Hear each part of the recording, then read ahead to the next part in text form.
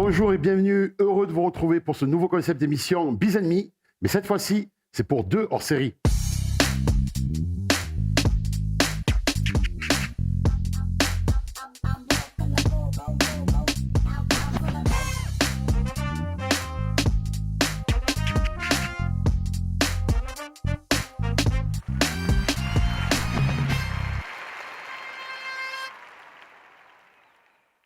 Mais alors, c'est quoi Biz & Me hors série? Une émission où l'on recevra un artiste, un sportif, un producteur, un acteur de la vie associative qui viendra nous dévoiler à travers des clips, des confidences, des exclusivités qui se cachent derrière l'entrepreneur. Aujourd'hui, nous recevons 3 invités. David Eguren, Christopher Delarue et Pierre Nogueras. Tout d'abord, nous accueillons notre premier invité.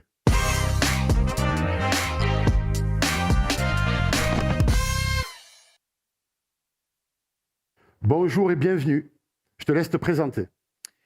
Bonjour, je m'appelle David Eguren, je suis de la région parisienne et je suis metteur en scène du spectacle L'île au trésor. Merci beaucoup de venir partager ce moment avec nous. Grand plaisir. Je sais que tu es venu avec un beau cadeau, David. Tout de suite, on va découvrir le teaser. Standingo présente la plus célèbre histoire de pirates de tous les temps, enfin en comédie musicale. Où ça nous chante, au bout du monde si la mer est clémente, la route est longue quand on est maintenant.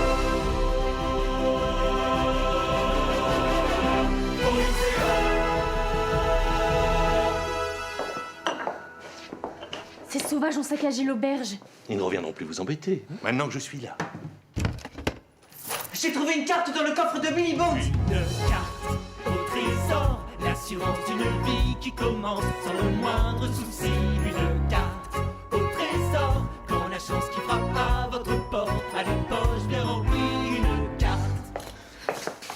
Jim, tu dois les convaincre de m'emmener avec vous. Mais tu sais très bien que les femmes sont interdites sur les bateaux.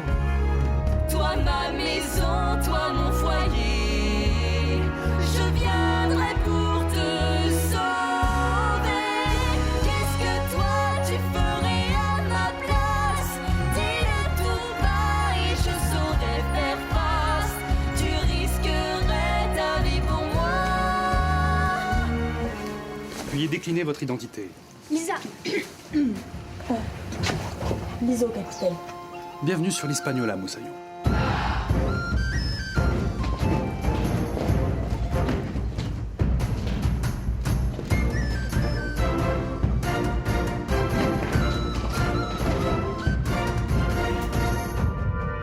De l'aventure, de l'amitié, une histoire d'amour et de trahison.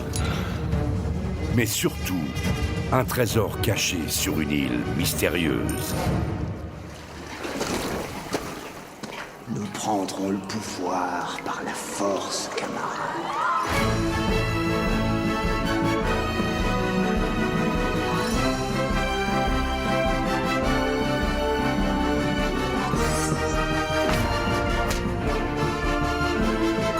Adapté de l'œuvre la plus célèbre de Robert Louis Stevenson.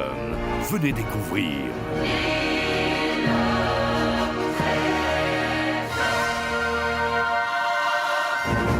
L'île au trésor, le musical. David, s'il te plaît, veux-tu bien nous raconter l'histoire de L'île au trésor, le musical?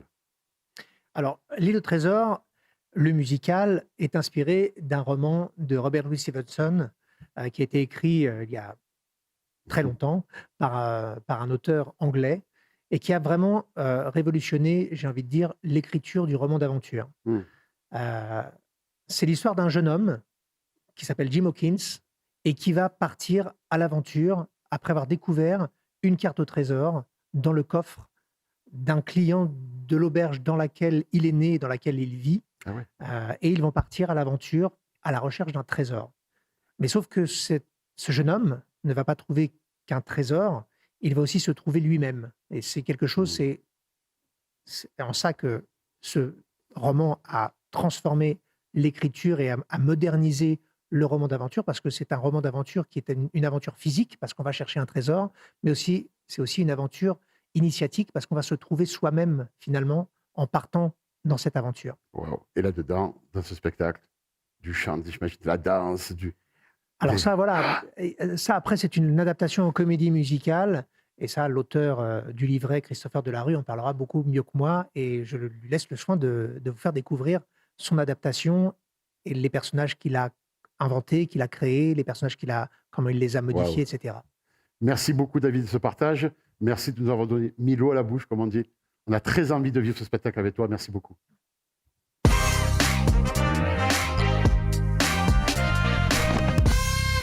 Donc, David, tu es le metteur en scène de cette œuvre. Peux-tu, s'il te plaît, nous confier les secrets de tout ce travail? C'est beaucoup de discussions, c'est beaucoup de directives. On dirige un peu son monde, j'ai envie de dire. Et puis après, on est à l'écoute de toutes les propositions qui viennent des uns des autres. Et c'est un petit peu ça le travail du metteur en scène. C'est vraiment, dans un premier temps, d'être à l'écoute des propositions. Tous les corps de métier. Tous les corps de métier. Et puis après, de faire un petit peu sa salade de tout ça et de créer sa mise en scène avec toutes ces propositions-là. Je n'impose pas, par exemple, d'image ou de direction tout de suite. C'est-à-dire que je parle avec le créateur costume ou avec le décorateur, et puis après, cette personne va me proposer des choses. Et là, de le ressenti. Et ça va être au ressenti, et ça va être en dialogue, et après, je vais dire non, je verrai plus quelque chose comme ça, quelque chose dans cet univers-là, quelque chose dans cette direction-là. Merci beaucoup, merci beaucoup. À très bientôt. On reçoit maintenant l'invité suivant.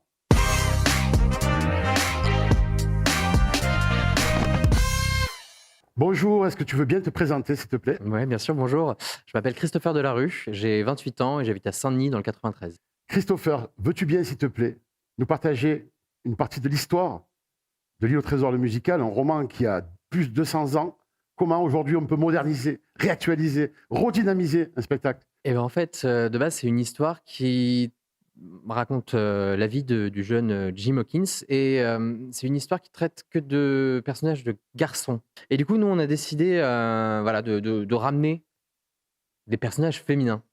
Et voilà, c'est comme ça aussi qu'on peut moderniser, parce qu'on a ce personnage de Lisa qui, dans notre histoire, dans notre adaptation, est la compagne de Jim Hawkins et qui décide, contre vents et marées, de partir à l'aventure avec lui, déguisé en garçon, en se disant « Moi aussi, je peux venir t'aider et je pense que foncièrement, tu as besoin de moi et c'est pas parce que je suis une femme que je ne peux pas monter sur ce bateau et être aussi brave que toi. » Christopher, veux-tu bien, s'il te plaît, nous offrir, nous dévoiler quelques petits secrets de ce merveilleux spectacle qu'on va vivre, L'Île au Trésor, le musical? Bien sûr. Alors du coup, c'est une comédie musicale à l'anglo-saxonne, pour différencier des comédies musicales un peu plus à la française. Oui.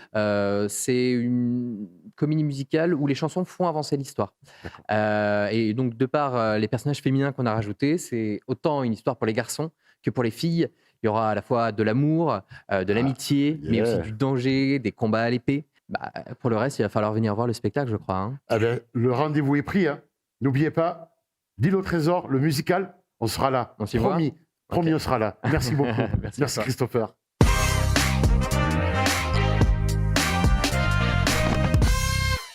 Alors, tu es connu pour être un des plus jeunes auteurs de la scène parisienne, et surtout grâce à ça. Je sais ce qu'il faut faire. Il sera tellement fier, mon père.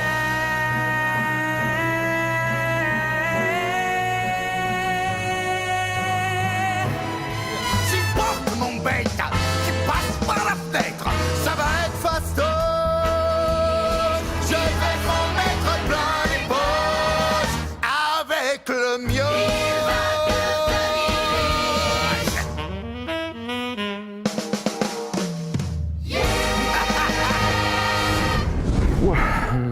Merci, merci énorme Oliver Twist, sublimissime. Merci. C'est une expérience de plusieurs années sur Oliver Twist. Oui. Oliver Twist, en fait, ça a commencé quand j'avais 21 ans. Je suis sorti d'école, en fait. J'ai fait une école de comédie musicale pour être comédien-chanteur, danseur. Voilà, mes heures perdues. Et là, j'ai rencontré Shylock, qui était mon professeur de chant harmonie. D'accord. Et on a commencé à sympathiser. Il m'a dit, avec son français très approximatif de l'époque, et il m'a dit, est-ce que ça t'intéresserait d'écrire une comédie musicale avec moi, lui étant compositeur? Je lui ai dit, écoute, j'ai écrit une chanson dans ma vie quand j'avais 14 ans et que ma copine m'avait quitté. Allons-y, gaiement. Donc on a commencé à bosser là-dessus. On a regroupé un casting de gens exceptionnels et on s'est rendu compte que on avait une bonne étoile là-dessus. Et dans le duo, aujourd'hui revient Le duo revient, ouais. et il vient créer semblerait. et travailler et dessiner et collaborer au sein de l'île au trésor, le musical. Exactement, ouais. Merci. Et maintenant qu'on va laisser la partie plus professionnelle, si tu es d'accord, on va aller ensemble un peu plus dans ta story, ton histoire. Ouais. OK? Au cœur du pro.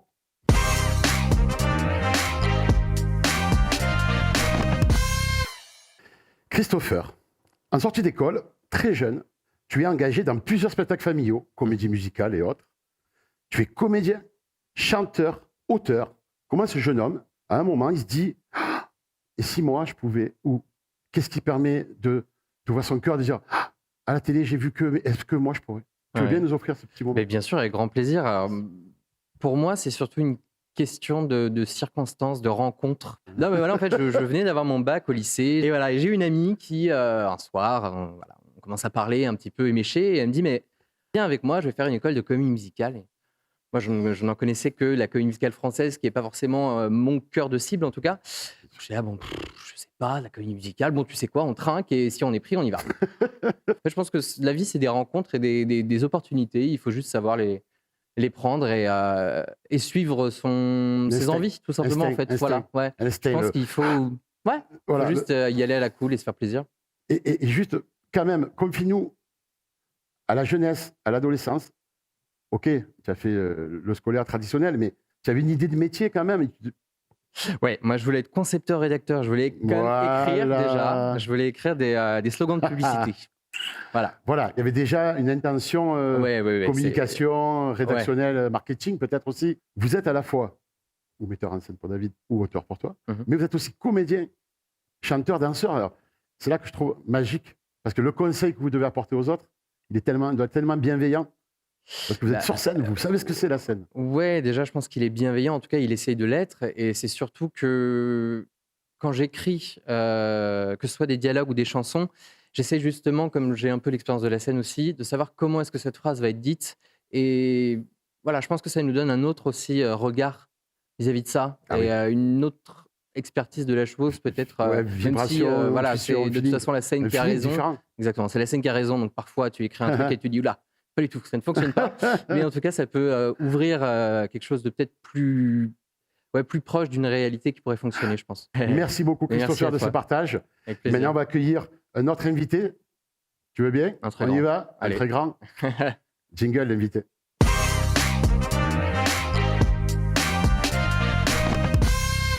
Bonjour Pierre, bienvenue. Bonjour Richard, merci. Je te laisse te présenter. Je m'appelle Pierre Nogueras, je suis réalisateur, j'ai 41 ans et je vis à Paris. Superbe, merci beaucoup de nous rejoindre aujourd'hui. On va voir tout de suite une partie, un extrait de tes réalisations. Avec plaisir.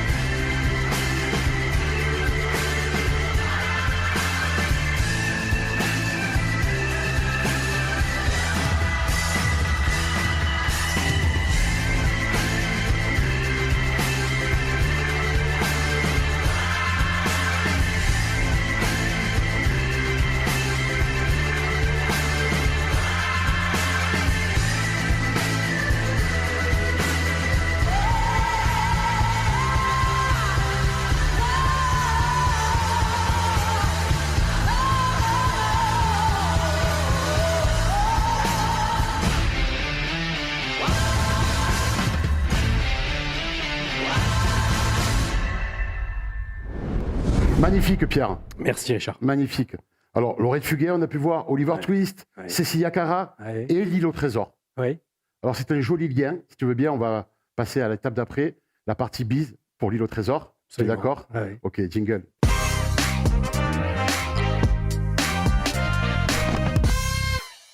Donc Pierre, tu as été choisi pour réaliser les teasers et les clips du spectacle L'île au trésor, le musical. Qu'est-ce qui t'a plu, qu'est-ce qui t'a touché, qui t'a fasciné dans ce projet-là? Écoute, tout d'abord, j'ai reçu un coup de téléphone de Christopher de la D'accord. rue, l'auteur de ce livret magnifique, avec qui j'avais déjà collaboré sur Oliver Twist. Ouais, aussi. Voilà. Super. On avait fait du bon travail tous ensemble. Et quand il fut le moment de mettre en image cette nouvelle pièce, cette nouvelle comédie musicale, il a gentiment pensé à moi pour le faire. Voilà.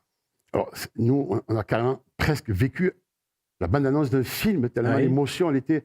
Les images, vous avez tourné ça il y a combien de temps? On a tourné ça il y a 2 mois. D'accord. Le gros avantage que j'ai eu, c'est que l'équipe de production, Nathan Guichet, ça a été hyper bien produit. C'est-à-dire que moi, j'ai eu tout ce que je voulais. Waouh. C'est-à-dire que les costumes, les décors, la lumière, on a vu, oui. Les techniciens. C'est-à-dire qu'un réalisateur ne peut rien faire si on ne lui apporte pas ce dont il a besoin pour mettre en image.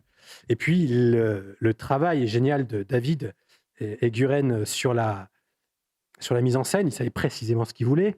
Ah ouais. Et donc, ça m'a permis vraiment de fermer les yeux, de me laisser bercer par sa voix, son imagination.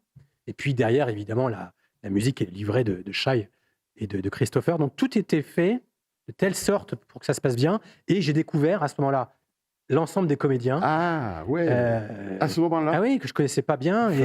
Et ça a été une révélation. Je me suis dit, d'une part, je suis heureux d'être là au milieu d'eux. Donc, c'est moi qui ai de la chance. Ah oui, c'est beau. Et d'autre part, j'ai découvert des talents incroyables. Voilà. Merci, en tout cas. C'est un vrai plaisir. Mais avec plaisir, avec plaisir. Si tu veux bien, maintenant, on va aller un peu plus ensemble plonger dans ta story, tous les deux. Ouais. C'est d'accord? Avec plaisir. Très bien. Jingle.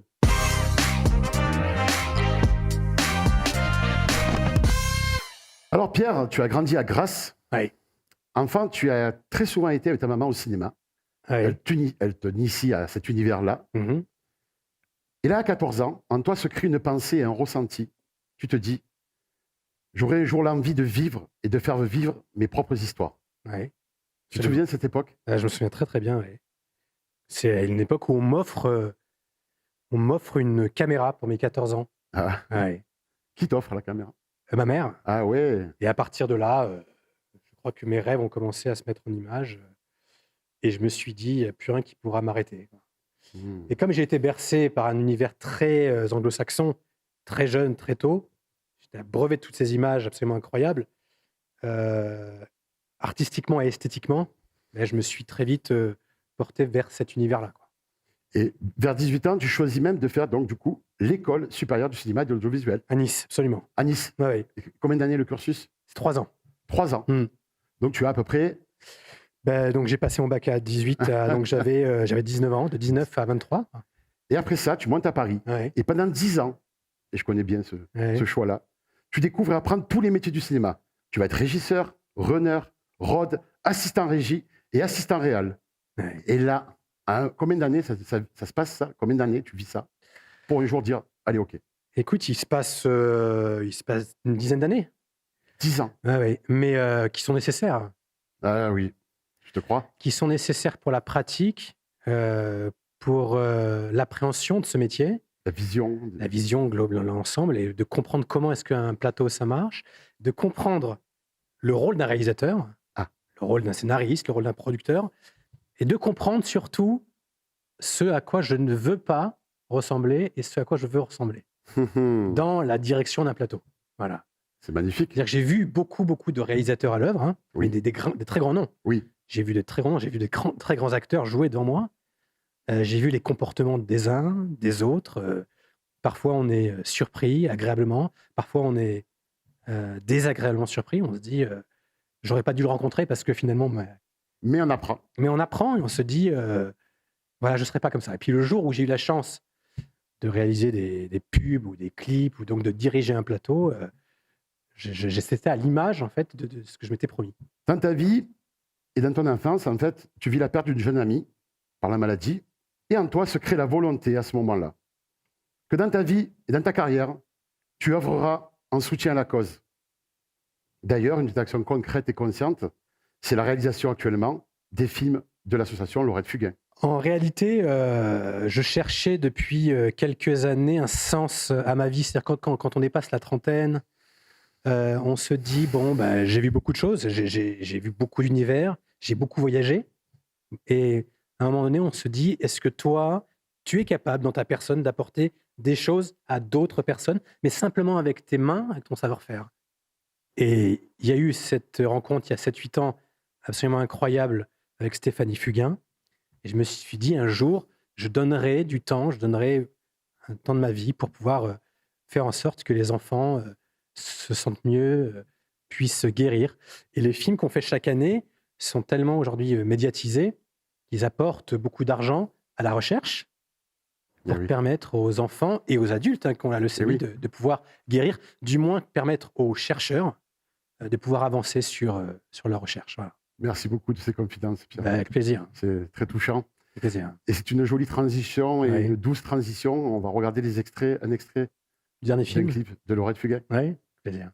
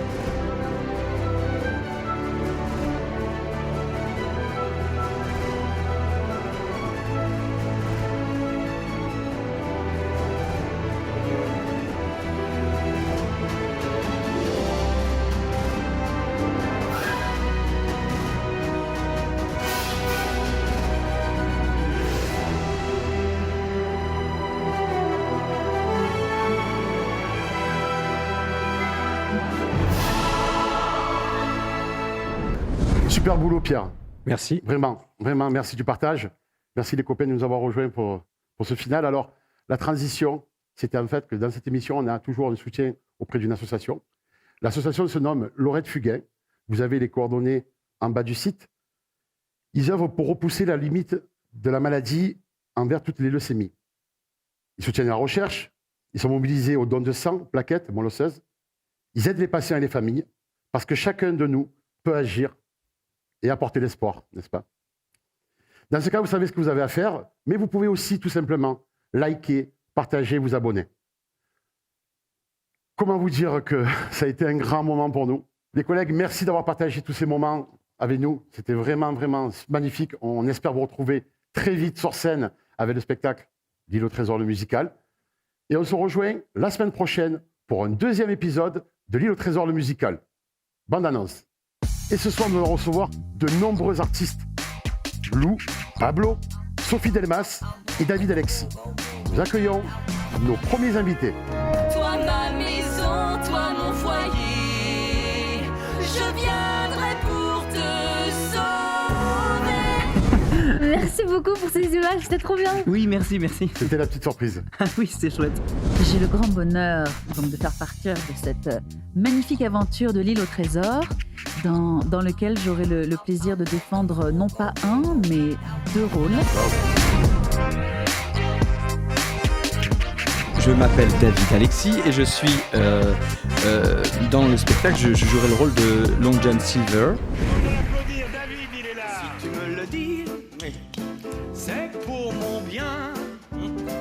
Comprends-moi bien, ton destin est entre tes mains. Vous savez, j'ai toujours eu la sensation que je rêvais ma vie jusqu'au moment où j'ai décidé de vivre mon rêve.